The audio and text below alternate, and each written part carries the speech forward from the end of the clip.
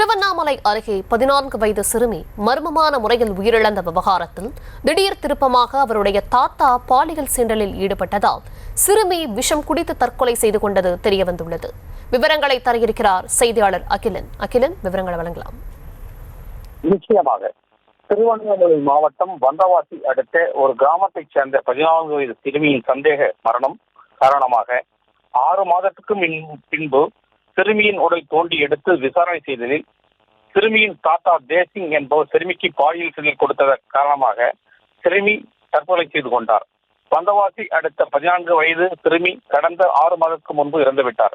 இந்த நிலையில் அவரது உறவினர்கள் சிறுமியை சடங்குகள் செய்து புதைத்து விட்டனர். இந்த நிலையில் 3 கிராம நிர்வாக அலுவலர் செல்வ கணபதி என்பவர் தெல்லார் காவல் நிலையத்தில் சிறுமி ஒருவர் மர்மமான முறையில் இறந்து விட்டார் என்று தெல்லார் காவல் நிலையத்தில் புகார் அளித்த நிலையில் தெல்லார் காவல் நிலைய போலீசார் மற்றும் வட்டாட்சியர் பொன்னுசாமி, காவல்துறை கண்காணிப்பாளர் தீபக் ரஜினி ஆகியோர் முன்னிலையில் புதைக்கப்பட்ட சிறுமியின் உடலில் தோண்டி எடுக்கப்பட்டு பிரேத பரிசோதனை செய்யப்பட்டது.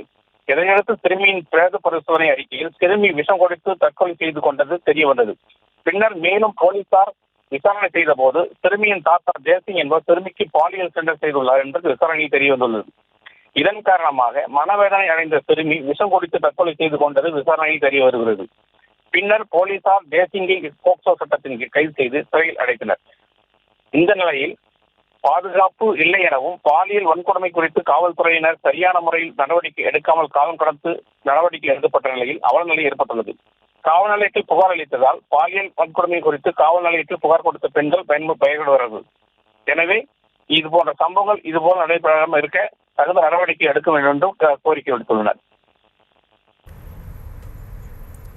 விவரங்களுக்கு நன்றி.